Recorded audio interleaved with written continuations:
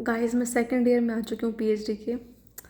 ऐसे तो मुझे 1.5 ईयर हो चुके हैं, पर मैं एक्सेप्ट नहीं कर पा रही थी कि भाई मैं सेकंड ईयर में आ गई हूँ, सेकंड ईयर में आ गई हूँ। आई वाज लाइक नहीं, अभी तो मैं जूनियर हूँ, अभी तो मुझे कुछ नहीं आता है ना। बर बट बोलना था।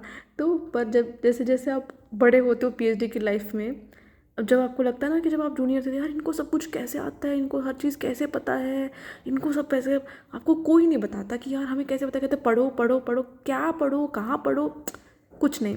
अब मैं आपको एक रामबाण बताने जा रही हूँ पीएचडी, अगर कोई देख रहा है कैंडिडेट ये देखो।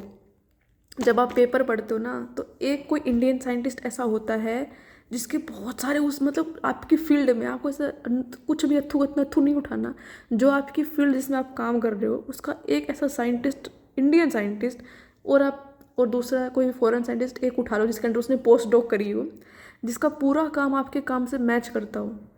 भाई तुम उस आदमी के जब पेपर उठाओगे, फिर पूरे पूरे खोलोगे खोलोगे खोलोगे, तुम्हें लगेगा कि भाई इसने क्या क्या लिख रखा है। भाई जो तुम ढूंढ रहे थे अब तक कि ये पेपर से मिल जाए, वो पेपर मिल जाए, अलग अलग पेपर नहीं ढूंढने हैं। अगर आपको कुछ चीज़ें सीखनी है, कुछ ऐसे साइंटिस्ट होते हैं जिन्होंने पूरी पूरी बुक लिखी होती है, बुक बुक चैप्टर लिखे होते हैं।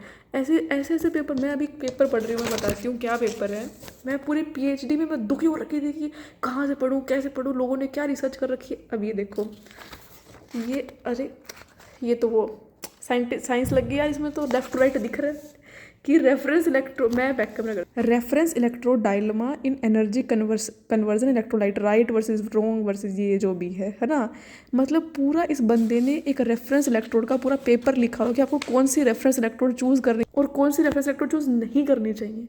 जो बात इतनी छोटी सी बात है, कोई बड़ी बात नहीं है, पर आप जब जितने पेपर देखोगे, डाटा दिखाता है आपको। देखो ये पूरा डाटा है जो लोगों ने पेपर पब्लिश किए हुए हैं, पर ये गलत पब्लिश कर रखे हैं because they use the wrong reference electrode. तो अब फ्यूचर में आप भी वही, ऑब्वियसली क्योंकि आप वो पेपर पढ़ रहे हो, तो ऐसे पेपर भी हैं जो आपको बता रहे हैं कि भाई जो डाटा छपा हुआ वो गलत है, ये डाटा ऐसे भी हो सकता था। तो रीड दोज पेपर। कोई एक बंदा उठाओ जो अच्छा साइंटिस्ट हो, जो आपका जिससे आपका काम मैच करे, उसके सारे पेपर पढ़ो भाई। और धीरे धीरे धीरे धीरे, ऐसा एकदम से ऐसा अपने आप को लोड नहीं डालना। चैट जीपीटी का भी यूज़ करो, जो कहते हैं चैट जीपीटी मत नहीं करो। आपको कुछ कुछ एक वर्ड होते हैं जो आपको नहीं समझ में आते, सिंपल सा वर्ड है नॉन पोलराइजेबल। अब पढ़ते पढ़ते आप इतने डम हो जाते हो ना पीएचडी में, आपको नहीं समझ में आता कि एक टाइम के बाद कि इसका मतलब क्या था। Use a ChatGPT for these words, not to read the paper and not to read your theory, but just to understand those little words कि उनका मतलब क्या है, आपकी रिसर्च के अंदर क्या मतलब है। और पढ़ो, सब कुछ मिलता है। पता है अब 1.5 साल बाद आके मुझे रियलाइज़ हो रहा है कि सब कुछ मिलता है, ठीक है। और आई थिंक सो ये सबको धीरे धीरे ही पता चलता है। फर्स्ट ईयर में हम लोगों को जितना पढ़ते हैं, जो मिला पढ़ लिया, जो मिला पढ़ लिया, शायद कुछ बताता नहीं है कोई भी, क्योंकि मेरी लैब में कोई सीनियर नहीं था। I am the first one two join my sir.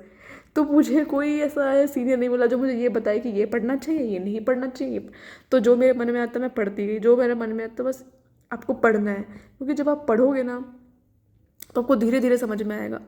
अगर मैं कुछ गलत ना पढ़ती तो मुझे कुछ सही समझ नहीं आता कि मुझे क्या पढ़ना चाहिए। इसलिए पढ़ना इंपॉर्टेंट है, चाहे जो मर्जी आप पढ़ो, रिसर्च पेपर पढ़ो, पर प्लीज़ चैट जीपीटी से मत पढ़ो। उसे चीज़ों को समझो, ना कि उससे पढ़ो, ठीक है। उससे हर चीज़ को अंडरस्टैंड करो कि क्या कहना चाह रहा है। That's all from my side. Read more paper, you will find the correct one for yourself. Okay, best of luck for your research.